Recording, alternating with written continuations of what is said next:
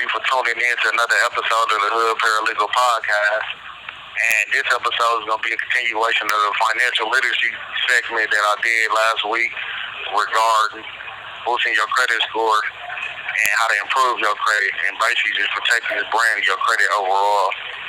And this episode, I'm going to be talking about how to reduce the amounts owed to improve your credit utilization, which is 30% of your credit score.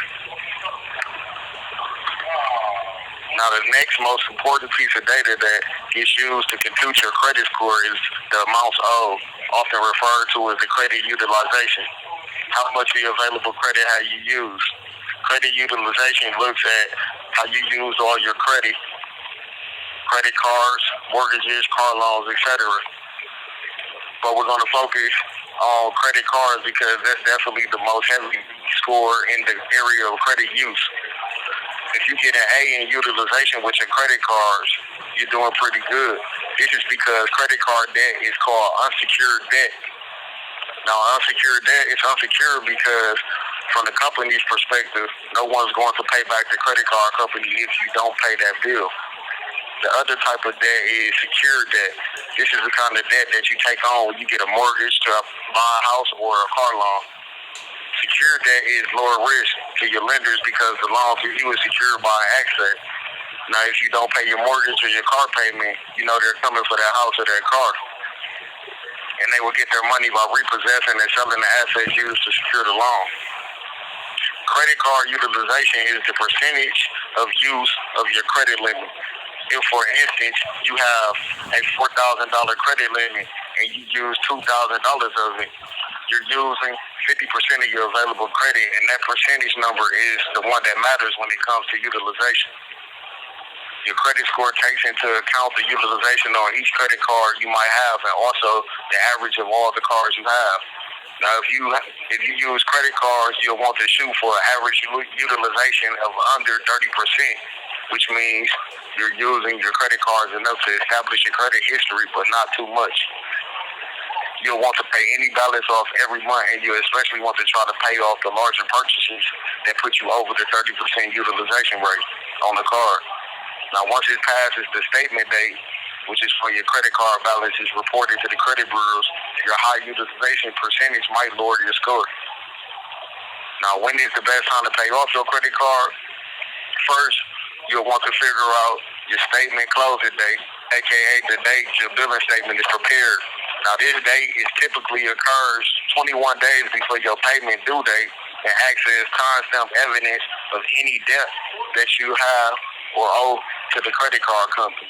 And you can find this date on the bill or log into your credit card account online and find it there. Now, if you can't find it, feel free to call them. Your statement date will be the same day every month.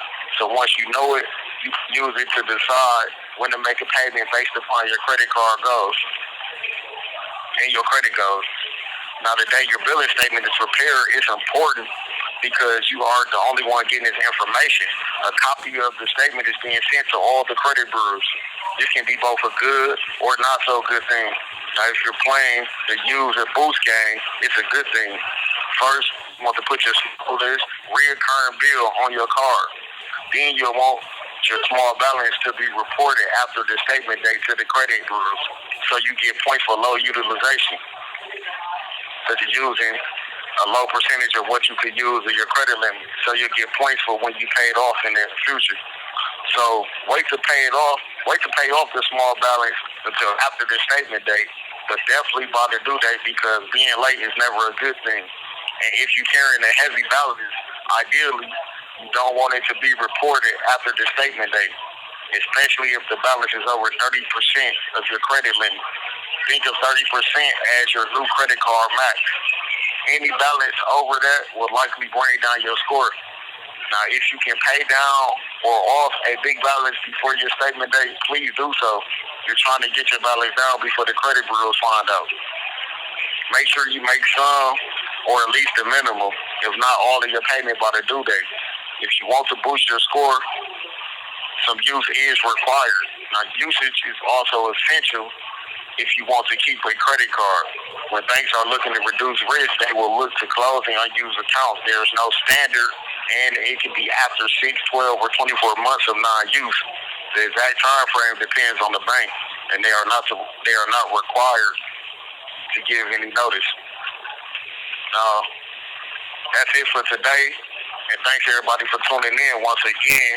But I hope everyone took some productive from this episode, and mainly, in summary, keep your credit utilization 30% or low, because it definitely affects your credit score. And if you ain't got to swipe it, don't do it. Think before you swipe, because it's 30% of your credit score, and like I said, this is going to be at least a 5-6 part series.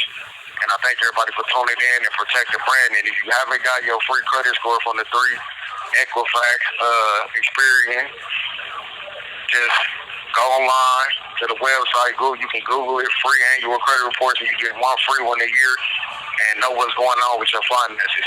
And I thank everybody for tuning in. Have a blessed week and success to everyone.